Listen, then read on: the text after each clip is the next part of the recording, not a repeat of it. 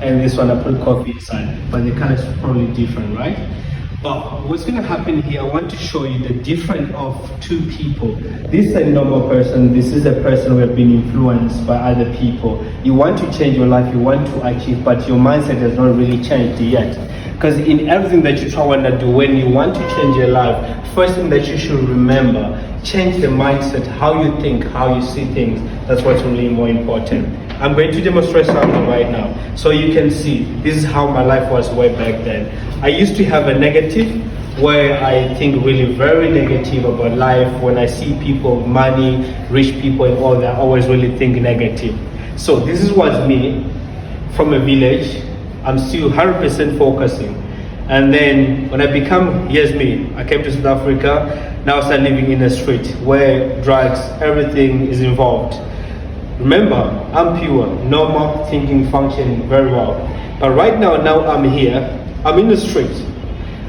Drugs, alcohol, smoking, bad habits, bad mindset. When you see people, you see money, you're threatening people, you think negative. Nothing positive comes out of the person who thinks negative everywhere. So while I was in the street, it was unlikely for my life to change. Until when I meet people who start saying, look, let's help you. But for example, as you can see, how this tissue is getting to change. When you are in the street, when nobody really come to change, or maybe you're just living life, nobody come to actually assist you to tell you what to do or how you can think, how you can see things in life, life can really not change. I know we have this what we say in life that government is responsible. Government, they can only do at least, but the rest we do for ourselves. Government, they can only do what they can to help you, which they have done with these schools. They provide academic and all this. But if you're not willing to change, nobody really is going to change you. So this is a guy, he's probably coming from poor family or privileged family, you know. His mindset, he think positive. And this guy, no matter how tough life could be, you know, while he's in this situation, the only thing that he needs this guy to move probably from his wood. Maybe let's say he lives in Kailicha, or maybe he lives in Danun. Once he get out of Kailicha, or maybe wherever he is, or move away from the friends, change friend zone. When I remove this tissue and put it in the dry surface, this tissue get back to be a normal tissue. But for this one, it's unlikely to change because of it's already been affected with a different color. So for this guy, he's able to be productive in his life. His life is more likely to change. But for this guy, he will need to go to rehab, he need counseling, he need mentorship, he need all these things. But how can you get that to happen? Only if he's willing to change. But he's not going to change if nobody really comes to tell him how to change. Understand? So that's where it comes. For example, I'm giving this example. I'm here today as a youth coach, as a life coach. This is what I do. I help people to identify. Let's say, for example, you're trying to work towards your career. I know how tough it is as a student, for example, when you try to do something. Let me say this first. I'm going to demonstrate something. I approach my brother, right? Let's say he doesn't know me, but with his mindset, let's say he's in a negative mindset, I greet him. My brother, how are you doing? Great, thank you. So when I approach my brother, let's say I'm walking the street, I'm approaching him, I say, my brother, how are you doing? Thank you. So how often we greet people and people don't really respond properly to us?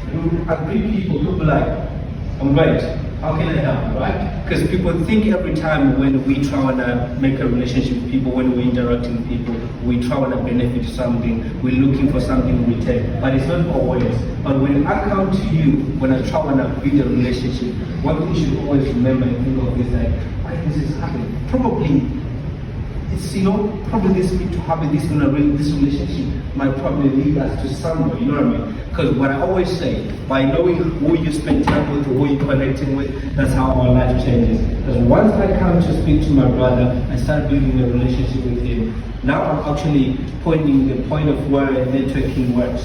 When we talk about networking, it's not about you going to a big event or having rich friends and stuff, but it's about how you communicate with people.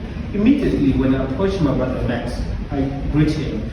Within 5 minutes, you should be able to understand and feel the energy that what kind of guy is this. And I'll probably tell him, my brother Max, remember I don't even know his name. Look, my name is Saymore. What I do, I'm a youth coach and stuff. But I'm trying to grow. I'm trying to do something. But by telling him what I'm saying, I'm trying to grow. I'm not trying to say I'm desperate. I'm not trying to prove I'm desperate, but I'm just trying to show you that, look, I am someone who's passionate. I'm trying to get somewhere in life, but all I need is just attention for somebody to listen. By talking to Max, he probably know like maybe 20 people in his phone book. People work in different industry. Maybe they might be in a hospitality business. Some of them are entrepreneurs, some of them living overseas. Now Max, he knows what I'm looking for. So this part, what I'm trying to say, I need you to understand the power of networking. Networking doesn't only happen when with the people that you know or going to reach events or whatever it is. Networking happens in every day of our life. Wherever we go, it could be a coffee shop, wherever you meet. As you approach somebody, you're trying to talk to a person, immediately when you speak to them, you're introducing, you're telling them who you are. Because for example, this is me. If I go to a coffee shop, my intention, if I need to connect with all of you, I know how I'm going to do it. Within 5 or 10 minutes, I'll make sure that I get to connect with everybody. One thing I always do, I always walk around with my business cards. That's one thing I always do. By doing that, you want people to know that you are a serious person. You are here for the real business.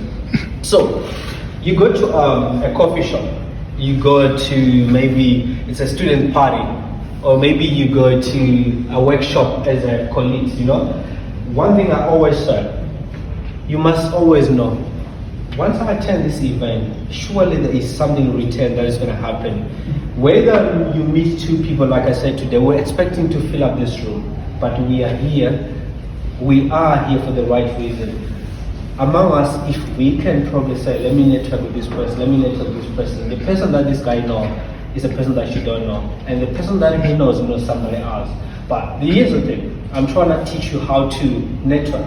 When you go to a coffee shop or anywhere, could be library, always have a business card. I always say this to earlier there. I say you need to have a business card everywhere you go. Reason why you show people your professionalism, who you are, and not everybody who's always happy to say, let me get your Instagram, let me get your WhatsApp, let me get your number, let me connect you. Because when you start saying that, sounds really personal.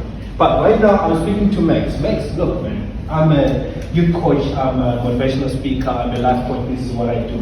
While I'm telling him, and before he even realized, I said, Max, this is my business card. Whenever you get a chance, man, bro, I would like us to maybe set up a meeting where we can talk. But what we're trying to talk about is not about really maybe fun or anything, but we're probably going to talk about business.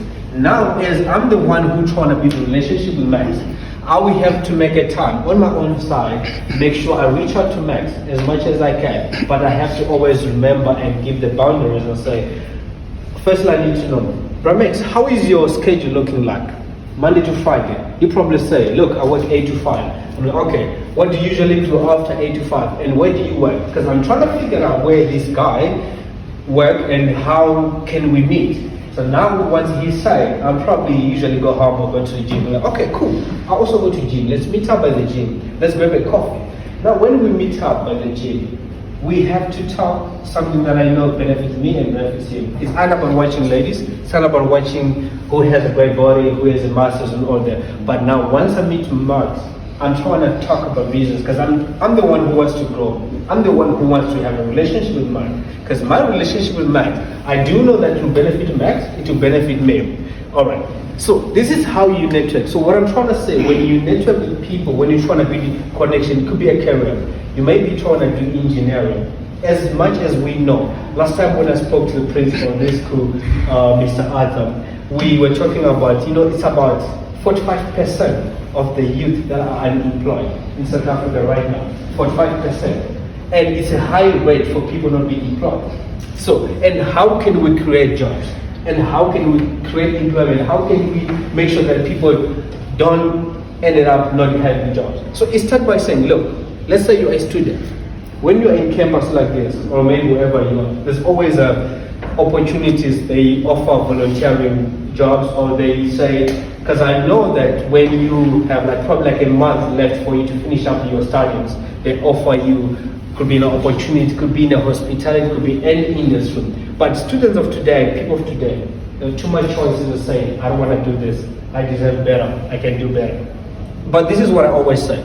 In my career, in everything that I've learned to be where I am, I didn't learn from one thing. When I met Mr. Max, Reason why I'm giving an example with him, I know this guy, he's a role model to me. Just so you all you know, he's a role model to me. When I met this gentleman, I was working at the Peninsula Hotel as a receptionist. And he was working for one of the hotels close to where I used to work as a general manager.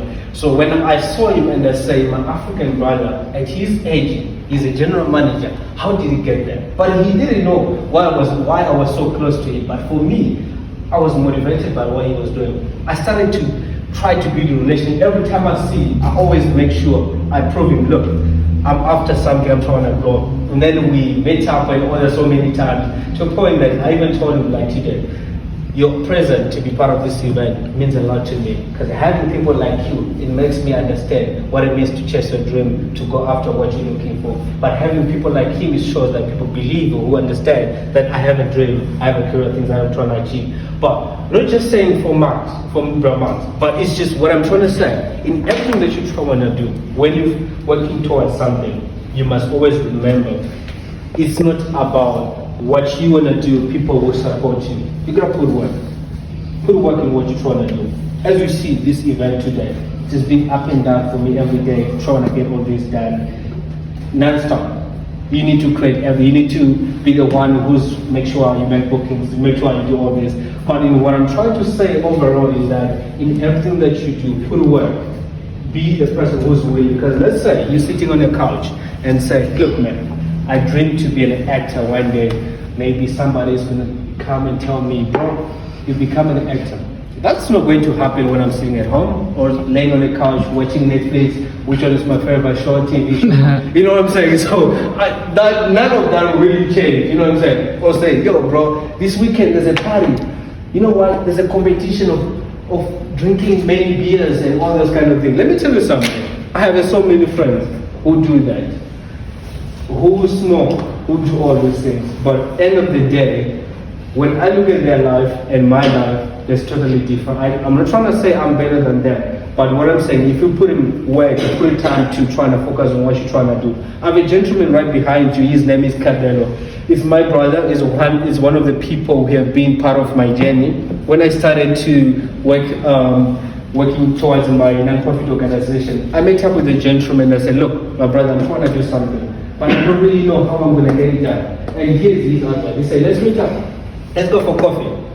So it's not only him I approach so many people, but he's one of the people who said, look, I'm going to be part of it. I'm going to help you out. Let's meet up and talk. So what did he say to me? We were sitting, I remember one day, it's in Somerset Road, there's a coffee shop by the garage. He said, look, you see the students right there? Those are the people that you should go after. Then you're going to college and university and approach and say, I want to do the talking. So immediately when he said that, I remember and I realized what he actually said. Because what he was actually saying, my product is the students, not the people in the college.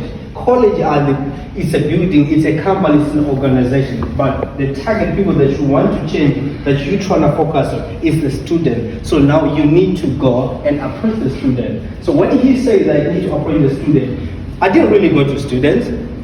I started going to the streets, approach homeless people.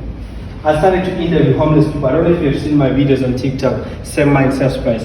Approaching homeless people, trying to find out what is their story, what really happened, what really affected their life, what really made them end up living on the street. From the moment I started interviewing homeless people, my life changed to a point that I remember and I learned from what they actually went through, you know. So while I was working with homeless people, I learned one thing, that it's not everybody that we see and we judge with our eyes, it's not what we actually see. For example, it happens often I meet people, I actually judge them as a human being, but when you go for an interview somewhere, you probably come across with the very same guy. That happened a lot. Recently, I was approached by one of my friends who runs a luxury company for luxury cars. So he said, bro, I know what you do working with the youth. I would like you to come and advertise my cars. He runs luxury cars for renters, Lamborghini, Ferrari, and all that. So when I went to his office, the guy he was saying I'm going to have a meeting with is a gentleman that I see every day in the gym, but I never spoke to this guy. Every time I see this guy, I probably always give him a cold shoulders. with this mindset probably think, maybe he's a gay. Why do you want to talk to me? You know, I don't want to talk to this guy. I'm straight. You know what I'm trying to say?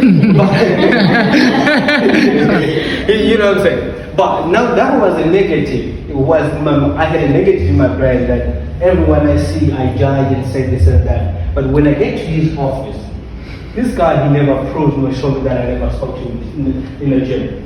He walked out with he's like, yo, bro, what's up, man? Nice to see you. Actually, I saw him the very same day in the morning in the gym. And he was like, wow, are you the guy? I'm like, yeah, man. I started apologizing before he even says anything. I said, my brother, I'm really sorry, man. I never really get to chat with you. He's like, no, it's all good. So, and then we get into the business and all that. But what I'm trying to say is that you have a less judgment towards people.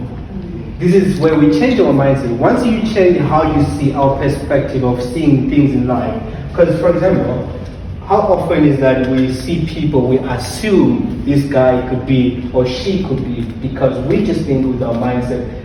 How often we hear stories of people who are rich or billionaires who pretend to be homeless in the street. You know what I mean? Because many times people, we always want to talk. For example, when you meet me in the street, like obviously you want to talk to me. But if you meet me in the street wearing looks like a homeless, nobody will really want to talk to me because you judge what you see. But if you haven't had a conversation with me yet to find out who I am. All right. So I'm going to jump into business. Let's talk about business. You're trying to start a business. This is what happened. I remember sorry my brother, but I'm going to give an example with you over and over. I remember a couple of months ago, I spoke to Bramex and we were talking. He approached me and said, yo man, with the job that you do, why don't you try to get something that you can have enough time to do your own thing? I was like, look, I have a plan. I just recently published my book, but I need to do something. I need to start a business. He's like, what is it? I told him what I wanted to do. I wanted to do a VIP salon, but I want to open in Johannesburg. He's like, okay, cool. And then I went to Joburg. I found a very nice spot and all that. Trying to do business. I didn't get to open it. And then I opened something different, not that. But what happened when it comes to business, one thing I need you to know, as you always know, you need to have it. Why you want to do it, when you want to do it, what you want to sell, and who are your clients, and how are you going to get those clients. So when you have a why, when, what, and who and how, now you know. Because when I have a why I'm asking myself is why I want to start a business, why I want to start about engineering, why I want to start about IT, why I want to become a doctor, why I want to become a policeman, why I want to become a soldier. You must have a why. You can't just say, I want to become something. Because your why is your motivation of every day, waking up every morning and have a strength to go and do what you need to do. So when you have the why, how, what, and when you want to do it, now you are able to say, look, I'm going to the industry. And now remember what's going to happen. You need to have a long-term, short-term, and we all know that. But one thing you should always have in your mind is that what is the different about you with other business? I had a conversation with Alia a few days ago about something that she's trying to start.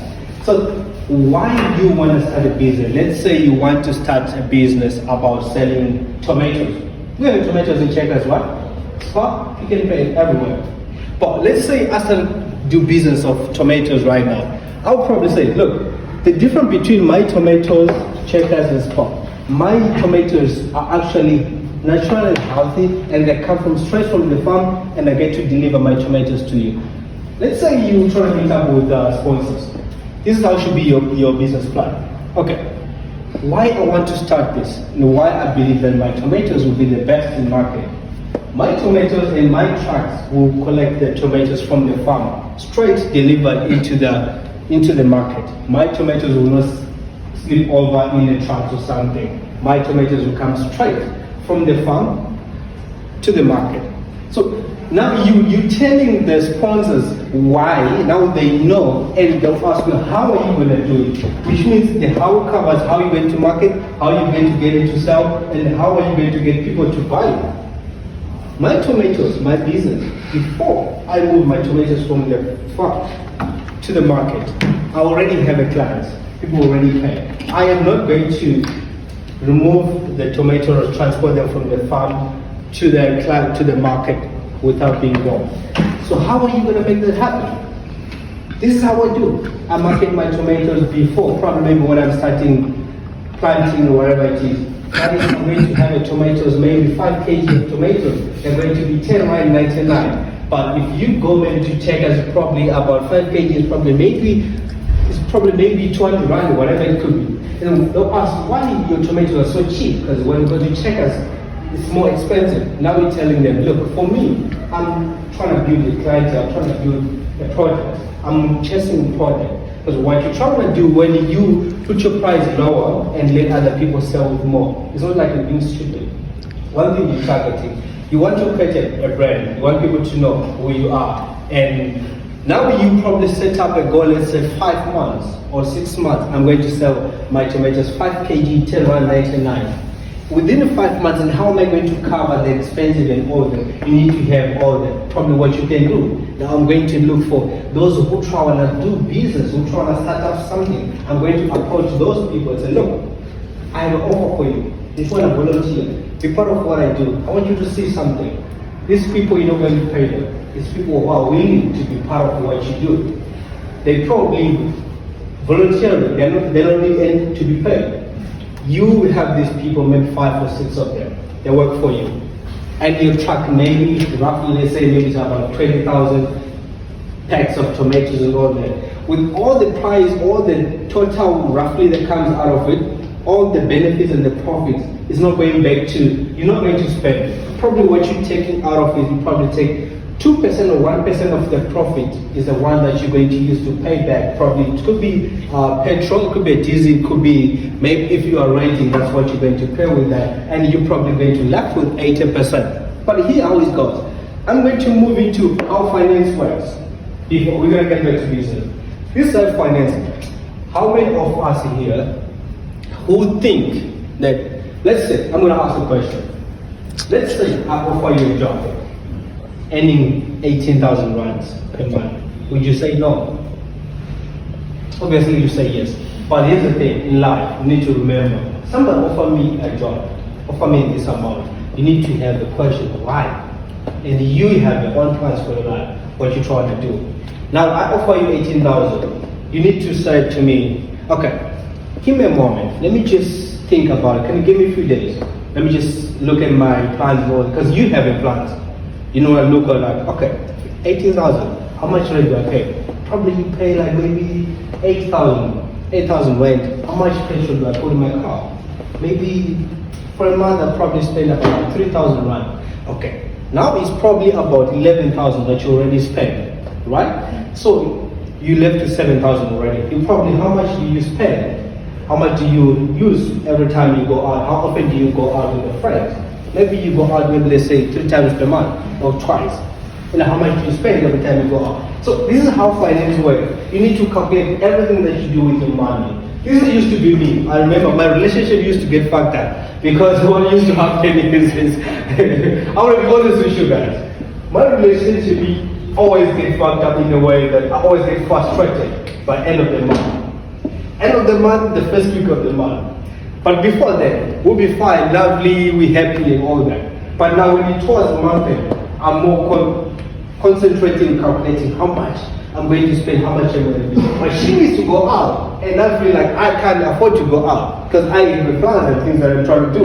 You know, she probably knows, look, I've been taking you out the whole time. Now it's Monday, probably you need to take me out, right? But as for me, I'm not really willing to do that because I have the plans and things that I need to do with money. But what I'm trying to say, finance starts from 1 rand, 1 cent. So let's say you earn 18,000. You need to, before even the end of the month, you should already know how much am I going to spend, how much am I going to be left with. I'll give an example with my friend, Orion. Forgive me, that is nothing personal. I used to date a white girl. Right? I used to date a white girl, so I just want you to know what really happened. So I learned from the girl. Besides that, relationship didn't really work out, but I learned from her how it works. One thing I've learned how white people do. There's nothing they do with the money that they don't really calculate. Like us as a black community, I do know that. How many of us here who really actually get a time to really sit down and calculate how much do I earn and how much I'm going to spend? I remember one day she sit me down, she said, look, how much are you going to spend? Let's calculate everything that you're going to spend. I remember by that time I was probably earning about like 10,000 rand, and I felt like I was earning a lot of money. But when she sent me down, I think I left with like 500 rand in my pocket when she calculated everything. And she said, look, you need to look for a second job. I felt really threatened. I felt like she's really judging me, but she was actually right, because she knew that with this money I'm unable to spend, and also I was unable to take her out, because as much as I wanted to go out, as much as she wanted to go out. As for me, I could be okay not being out, right? But as my partner, she wanted to also experience what she see others doing out there. But because of, for me, I become more insecure due to now I'm more trying to control my finance. I'm not really comfortable. But anyway, let's jump over to what really happened. So when I decided to write a book, The Journey of a Global Changemaker, what happened is that I realized what really happened in my life in my past. And then I realized that my story, things that I went through and what I've learned, it has something to do with each and every one of us, and this can really change someone else's life, you know. So what I'm saying today is that we are all here for a reason. You have a dream, you want to achieve, you want to start a business, you want to operate, you want to get into an industry that you want to start. And like I said, you need to have the why, when, how, what, and who you want to. Let's say you want to start a business, this is what you do. But as you're trying to start a career, you need to have a question to yourself: why do I need to be a doctor? And when do I think I need to be able to be a doctor? Maybe you're planning for the next 10 years or 15 years. So you need to have a why, and when do I think I need to be there? How am I going to get that? Probably maybe you need to start thinking about which course can I take? What have you done already? Who is in this industry? Who can maybe give me an opportunity? Volunteering. Now you need to build the references for people to be able to know. When they actually employing you, they have a proof to know that you have done this before. As much as we all know, the employment is really, it's a crazy thing happening right now in South Africa. If we don't take the volunteering, if we don't really actually volunteer, take the opportunity, any opportunity that comes our way, and think that we're actually going to go to start and finish and then we get a job. That's not going to happen right now. If we look at what's happening in the country, it's tough. It's very good to have an education. Everybody must be educated. But you must know before you even finish up your education, have a time to yourself where you think that, what can I do? How can I build up my track record in the industry that I want to be part of? What does it take for me to get into that industry? Who is in that industry right now? Like I have about 10 young people from Kimberley and Joburg that I'm mentoring. I had a meeting with them yesterday. I was asking one of the boys in Kimberley. He said to me he's studying about IT and all that, but he feels like he want to be an entrepreneur. I'm like, why do you want to do that? I mean, you have a motivation, but I mean, I think as Saymore was saying, the biggest thing when I talk to the youth, you need to have a mentor. Like with me, you need to find yourself a mentor, somebody that you aspire to be. Right. Whatever dream that you have,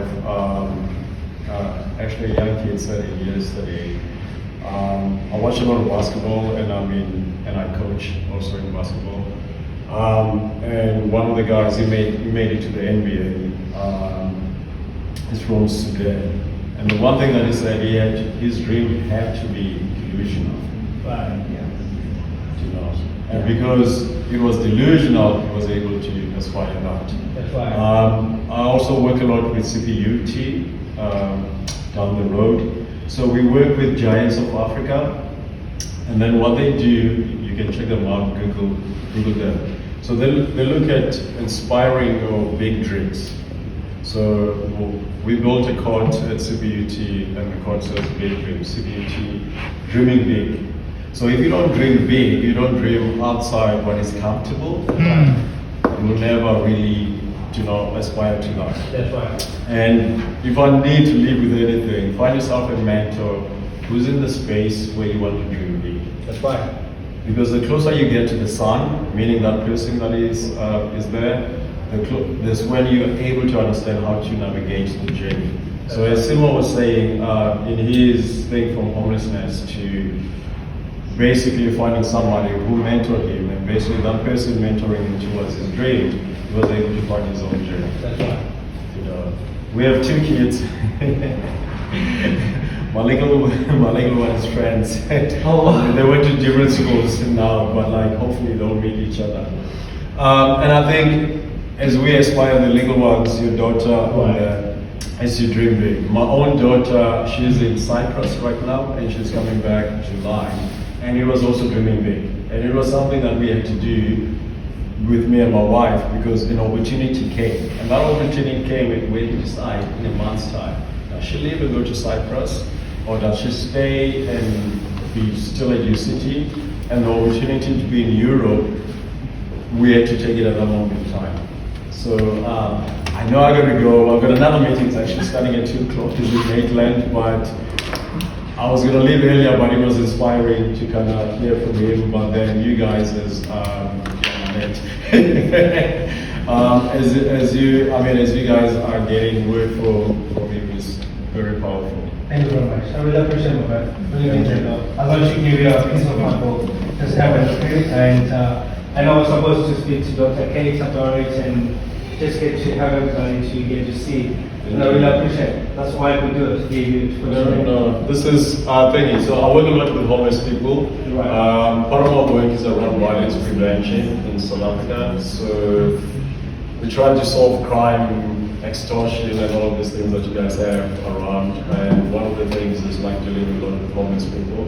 And where people tend to look at homeless people as being the perpetrator, where you never know what that person is. In my work, I do that. I sit amongst people and people don't know who I am, and then I find out and I investigate.